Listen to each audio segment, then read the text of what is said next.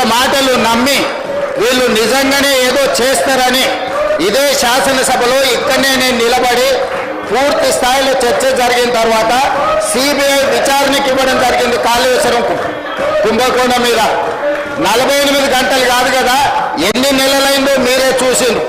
ఇవాళ గండ్ర వెంకటరమణారెడ్డి గారు సూచనలు ఇవ్వడమే మా బాధ్యత, సూచనలు ఇవ్వడమే గొప్ప విషయం అన్నట్టుగా కాకుండా నేను వారికి సూచన చేస్తున్న పాయల శంకర్ గారికి, వెంకటరమణారెడ్డి గారికి, మీరు వెళ్ళి కిషన్ రెడ్డి గారు కేంద్ర మంత్రి ఏదైతే కాళేశ్వరం మీద సిబిఐ విచారణ అన్నాడో నెలల కొద్దీ సిబిఐ విచారణను మీరు ఢిల్లీలో తొక్కి పట్టుకొని మీరు వాళ్ళు ఒక్కటైపోయి మొన్నటి పార్లమెంట్ ఎన్నికల్లో మున్సిపల్ ఎన్నికల్లో కలిసి ఎన్నికల్లో పోటీ చేసి ఓట్లు సీట్లు పంచుకున్నారు కదా.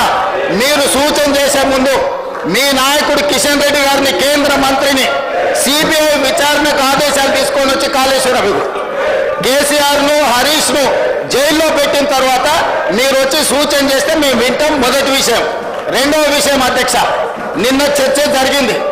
చర్చ విషయంలో పూర్తి స్థాయిలో అందరికీ అవకాశం ఇచ్చినాం.